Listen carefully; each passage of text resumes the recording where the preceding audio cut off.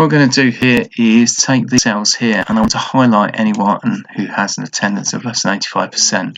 So select the cells and then click on up here, the home menu, click on formatting, and I want to add a new rule. My new rule is for cells that only contain, down the bottom here, the rule description says the cell value should be less than, and then the number I'm interested in is 85.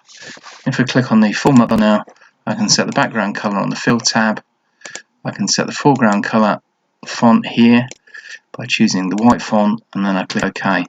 Once we're on the screen, if I click OK, you'll notice anyone whose attendance is below 85% flags up. If I type in 85 in this cell here, you'll notice that doesn't show up, and that's because when I entered the conditional formatting, which we can see, select the cell and then press the button again and say Manage Rules, we can see that I've selected the cell values less than 85.